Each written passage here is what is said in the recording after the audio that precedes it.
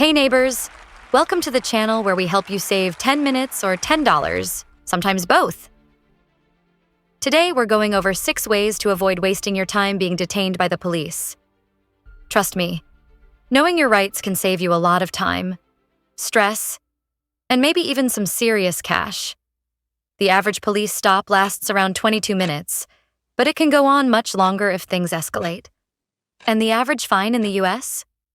It's somewhere between $150 to $200, so avoiding trouble altogether is definitely the move. Now, let's jump into the top 6 ways to avoid getting stuck in a long police encounter. The first tip is simple. Ask if you're free to leave. A lot of people end up wasting time with the police because they don't ask this one question. If you're not being detained, you're free to go, but officers won't always tell you that up front. They might stop you just to ask a few questions, but unless they say otherwise, you're not required to stay. Just ask, "Am I free to leave?" If the answer is yes, walk away calmly and respectfully. No need to argue or hesitate, just leave.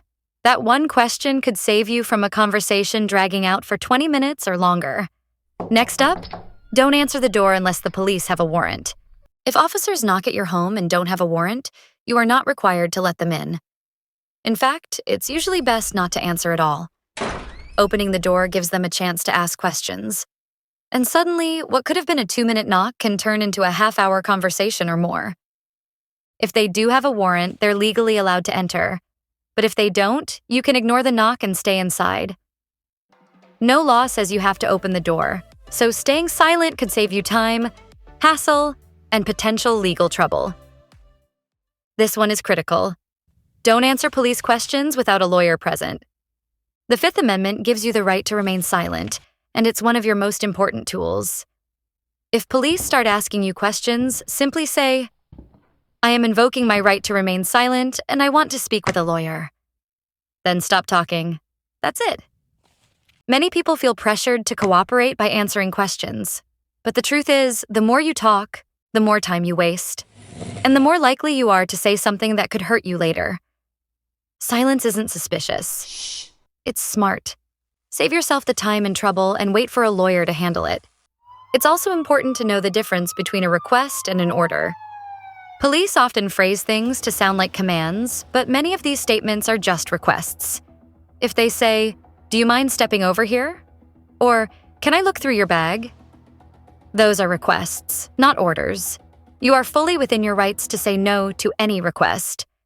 If you're not sure whether it's a request or an order, ask for clarification.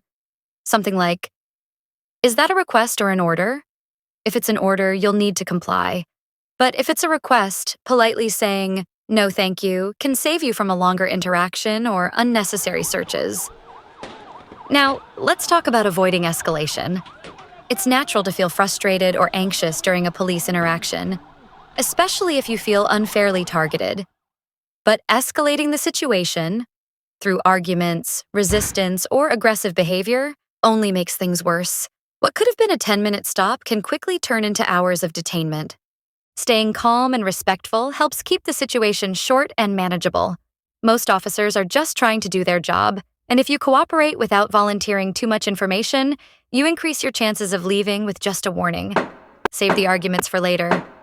Your main goal in the moment is to get out of the encounter quickly and safely. Here's a big one. Never consent to a search. The police might ask if they can search your bag, your car, or even your home. But unless they have a warrant, you are not required to consent. If you say yes, you've opened the door for them to find anything, whether you know it's there or not. Even something as small as an old traffic violation or a forgotten item could lead to trouble.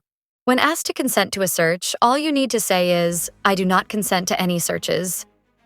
Say it politely but firmly, and don't say anything more.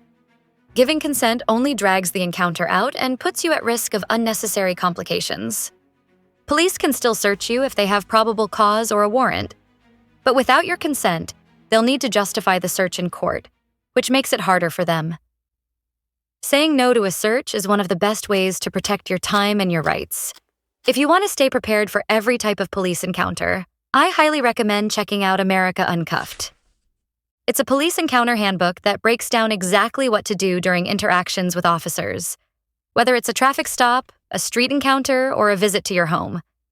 And the best part? It comes with wallet cards that summarize your key rights and what to say under pressure.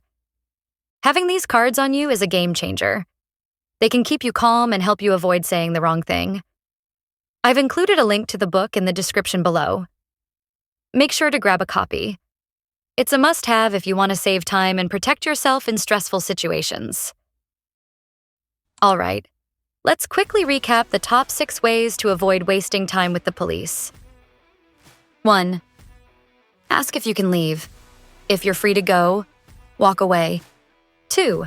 Don't answer your door without a warrant. 3. Don't answer questions without a lawyer. Invoke your rights and stay silent. 4.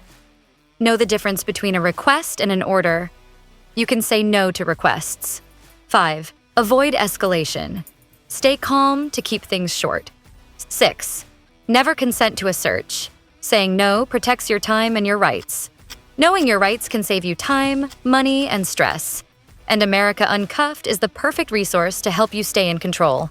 Thanks for watching. If you found this video helpful, hit that like button, subscribe, and drop a comment with your own tips or stories from police encounters. I'll catch you in the next video.